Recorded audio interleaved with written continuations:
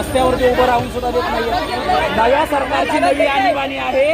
काल परवा आणीबाणीचा निषेध करणारी लोक आज ही पोलिसांच्या थ्रू आणीबाणी लागतायत, रस्त्यावरती उभं सुद्धा राहून देत नाहीयेत।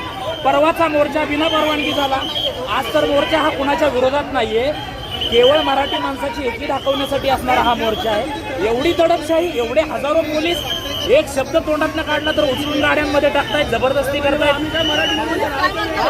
हे चाललंय काय नक्की?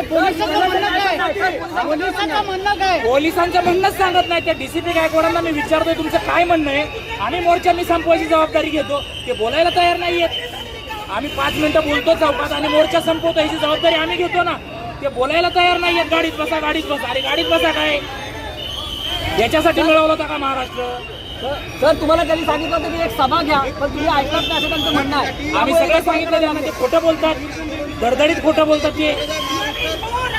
आम्ही सांगितलं 5 मिनिटात सभा घेऊन संपवतो, मी संपवतो मोर्चा, तयार नाही येत ते। कशासाठी? कुणाच्या सांगण्यावरून हे करतायत? रामजानी नवीन आणीबाणी आलेली आहे। पोलिसांनी काय पार्टी केलं? आज हा लोकांनी असं जबरदस्ती करून बसवतात आहे, हे काय योग्य आहे? आम्ही काय शांततेत आंदोलन करतोय ना, शांत लोकशाही पण नाही। लोकशाहीमध्ये जर असं असेल तर आज नाही, हे चुकीचं आहे। एवढा पोलीस बंदोबस्त कशाला? तेव्हा त्यांनी आंदोलन केलं तेव्हा एवढा पोलीस बंदोबस्त होता का? सांगा तुम्ही मला। ताई तुम्ही कोणत्या पार्टीचे आहात? काय पद आहे? उद्धव बाळासाहेब ठाकरे या गटाची आहे, शहर संघटक आहे शिवानी देसाई। आज या लोकांनी हे काय सांगायला मोर्चाबद्दल? योग्य नाहीये। मोर्चाबद्दल काय होता ना, कुठे काय मारामारी होते नाही ना? काय एवढा पोलीस बंदोबस्त कशाला केलाय मी?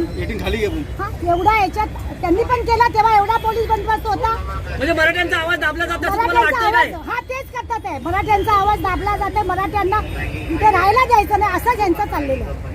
हे सरकार कोणाचं आहे वाटतं तुम्हाला? हे सरकार आपला वाटतच नाही असं वाटतं। आपलं असं काय एवढं केलं असतं का? जर मराठी मुख्यमंत्री आहे तर त्यांनी एवढं केलं असतं का? मुख्यमंत्र्यांनी जर मराठ्यांचा आवाज दाबला तर काय होणार? पुढे मराठी माणूस राहू शकेल? उपमुख्यमंत्र्यांनी जय गुजरात बोलले होते, काय सांगाल याच्यावर? काय बोलणार? त्यांना स्वतःला समजलं पाहिजे, ते शिवसेनेचे, त्यांना समजत नाही, मग आपली काय सांगणार? कुठच्या शिवसेनेचे आहेत? दडपशाही असं मला वाटतं, दडपशाहीच आहे।